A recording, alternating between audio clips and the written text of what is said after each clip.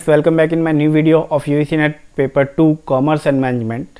Banking and financial institution की classes चल रही हैं और आज 6th लेक्चर है। आज के इस लेक्चर में हम लोग पढ़ने वाले हैं रिस्क मैनेजमेंट को, risk management and types of risk को in details.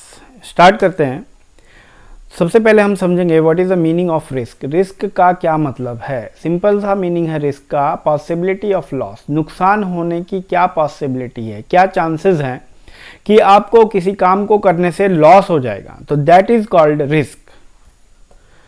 Now types of risk. Type of risk के अंदर सबसे पहला टाइप्स है क्रेडिट रिस्क और डिफॉल्ट रिस्क। क्रेडिट रिस्क का मतलब है failure of payment of obligation. कोई ऑब्लिगेशन है हमारी, उसको पे करने के कितने चांसेस हैं, that is called credit risk.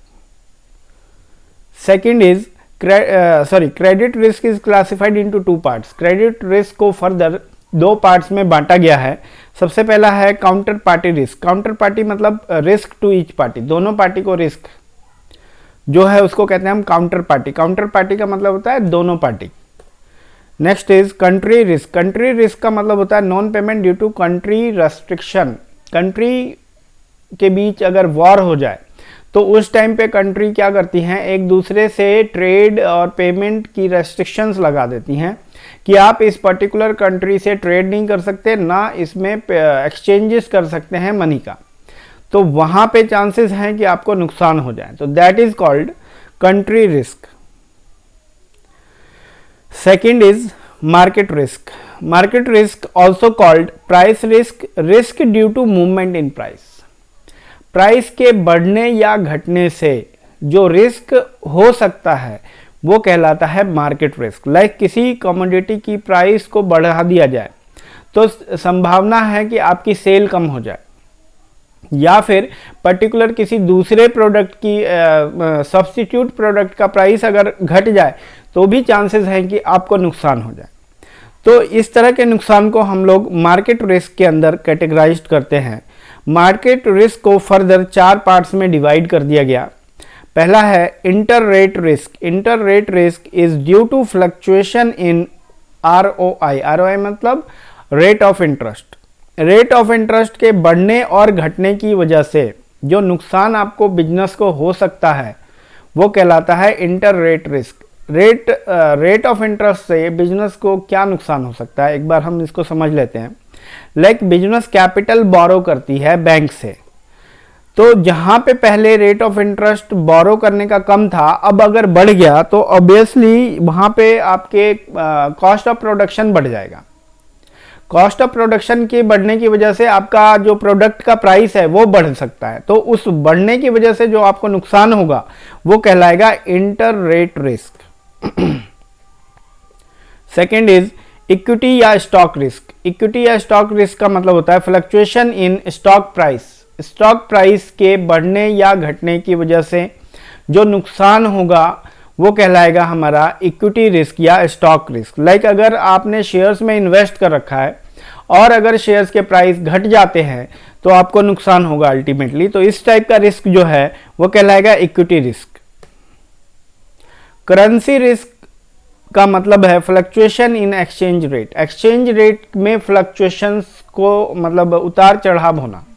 अब सबको पता है कि रेट जो है करेंसी के वो बढ़ते घटते रहते हैं कॉन्टिन्यूसली, एक्सचेंज रेट। तो अगर आपने बाहर कंट्री से आपकी ट्रेडिंग है, डीलिंग है, और उस केस में आपका rate of currency exchange rate बढ़ जाए तो आपको नुकसान होने की संभावना है, क्योंकि अब जो प्रोडक्ट आपको पहले कम रेट में मिलता था उसी प्रोडक्ट के लिए आपको अब ज्यादा प्राइस पे करनी पड़ेगी। Fourth is commodity risk. Commodity risk का मतलब है फ्लक्चुएशन इन कमोडिटीज। कमोडिटीज के रेट में फ्लक्चुएशंस को हम कहते हैं कमोडिटी रिस्क। कमोडिटी क्या होती है, जैसे कोई भी टाइप का प्रोडक्ट है, ऑयल है, एल्युमिनियम है, या फिर गोल्ड है, या और दूसरी तरह की कमोडिटीज़ हैं, तो अगर इनके रेट में चेंजेस आते हैं तो इसके रेट में चेंजेस की वजह से आपको जो नुकसान होने की संभावना है that is called commodity risk. Operational risk is also called as legal risk. Operational risk को हम लीगल रिस्क भी कहते हैं। इसका क्या मतलब है? ड्यू टू इंटरनल प्रोसेस और पीपल और सिस्टम, कोई इंटरनल प्रोसेस है आपका जिसकी वजह से संभावना है कि आपको नुकसान हो सकता है। लाइक आपने कोई चेंजेस किए हैं आपके इंटरनल सिस्टम में, सॉफ्टवेयर में, या जो प्रोसेस है डीलिंग का उसके अंदर, तो उस वजह से आपको अगर नुकसान होने की संभावना है तो वो कहलाता है ऑपरेशनल रिस्क। या फिर पीपल और सिस्टम की वजह से भी ऑपरेशनल रिस्क हो सकते हैं। तो आइए हम एक बार ऑपरेशनल रिस्क के पार्ट्स को पढ़ लेते हैं। It is classified into 8 parts. पहला है ह्यूमन रिस्क। ह्यूमन रिस्क का मतलब है risk due to human error. Human error की वजह से कोई रिस्क होता है। लाइक आपने कोई बिलिंग काटनी है और बिल काउंटर पे बिलिंग गलत काट दी जाती है ड्यू टू ह्यूमन एरर, तो इस तरह से आपको नुकसान होने की संभावना है। तो इस तरह के नुकसान को हम कहते हैं human risk. Next is IT या सिस्टम रिस्क। आईटी या सिस्टम रिस्क होता है ड्यू टू सिस्टम फेलियर। आपका सिस्टम फेलियर हो गया, इनके सर्वर डाउन है, सर्वर डाउन की वजह से आपकी सेलिंग कम हो सकती है, आपके पेमेंट जो हैं वो फेल हो सकते हैं, तो उस वजह से भी बिजनेस को नुकसान हो सकता है।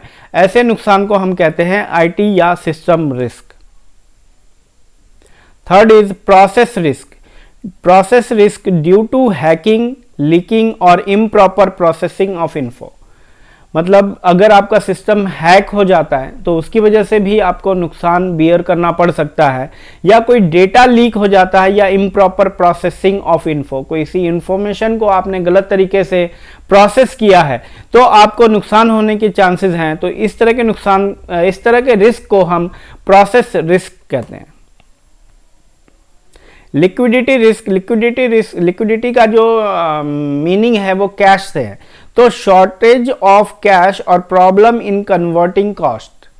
अगर बिजनेस को शॉर्टेज हो जाए कैश की तो उसके कंडीशन में क्या चांसेस हैं, क्या रिस्क है बिजनेस को, तो इस तरह के रिस्क को हम कहते हैं लिक्विडिटी रिस्क। लाइक आपको कहीं पेमेंट करनी है किसी पार्टी को और आप पेमेंट नहीं कर पा रहे हैं due to shortage of cash, तो वहां पे हो सकता है कि आपकी पार्टी आपसे डील करना बंद कर दे।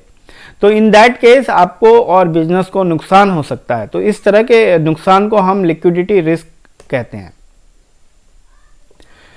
Fifth is business risk. Business risk का मतलब है लॉस या प्रॉफिट होने की क्या एक्सपेक्टेशंस हैं, क्या रिस्क है, क्या चांसेस हैं, पॉसिबिलिटी ऑफ लॉस और लॉ प्रॉफिट देन एक्सपेक्टेड। जो आपने एक्सपेक्ट किया था प्रॉफिट वो प्रॉफिट ना हो, या फिर लॉस होने के जो चांसेस हैं उसको हम कहते हैं business risk. Next is reputational risk. Reputational risk is due to reputation of company. अगर कंपनी की रेपो किसी वजह से खराब हो जा रही है या किसी ने कोई रॉन्ग पब्लिसिटी कर दी है कंपनी के रिगार्डिंग, तो उसके प्रोडक्ट अपने आप बिकने कम हो जाते हैं, तो वहां पे रिस्क बढ़ जाता है लॉस होने का। तो इसको हम लोग कहते हैं reputational risk. Seventh is systematic risk. Systematic risk बहुत इंपॉर्टेंट है एग्जाम पॉइंट ऑफ व्यू से भी, कई बार एग्जाम में भी आया हुआ है। तो सिस्टमैटिक रिस्क का क्या मतलब है? सिस्टमैटिक रिस्क मतलब कुछ ऐसा चेंज हुआ जिसकी वजह से पूरी इंडस्ट्री को इंपैक्ट हुआ। Like risk that affects the whole industry rather than a single firm. किसी एक सिंगल फर्म पे उस रिस्क का इंपैक्ट नहीं पड़ेगा, रेदर इस पे होल इंडस्ट्री पे पड़ेगा। लाइक अगर हम पहले की बात करें तो ड्रग्स और मेडिसिन के लिए हमें सेल करने के लिए किसी तरह के लाइसेंस की ज़रूरत नहीं पड़ती थी, बट बाद में गवर्नमेंट ने इसके लिए रेगुलेशन लेके आ गया है कि अब अगर किसी को ड्रग्स बेचना है या मेडिसिन बेचनी है तो वहाँ पे लाइसेंस लेना अनिवार्य है।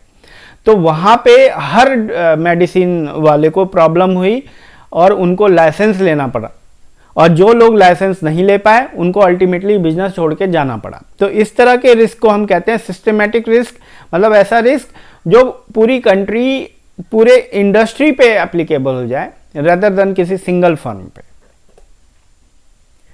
इसके बाद है moral hazard. Moral hazard, one person takes the risk but the other person bears the loss of risk. एक व्यक्ति रिस्क लेता है लेकिन दूसरा व्यक्ति उसको बियर करता है, उससे होने वाले लॉस को। लाइक मैं एग्जांपल देता हूं बैंक का। बैंक से अगर आपने बैंक में आपने पैसा डिपॉजिट कराया और इन दैट केस अगर बैंक रप्सी हो गई, बैंक करप्ट हो गया, तो उस केस में गवर्नमेंट को बियर करना पड़ेगा लॉस, ना कि बैंक को।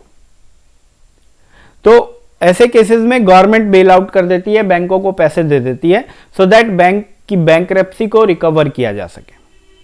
तो इस तरह के रिस्क को हम मॉरल हजार्ड में क्लासिफाई करते हैं, जिसमें रिस्क कोई और लेता है और उसको बियर करने वाला कोई और होता है। Thank you so much. आज की क्लास को यहीं पे क्लोज करते हैं। अगर वीडियो अच्छी लगी हो तो प्लीज सब्सक्राइब।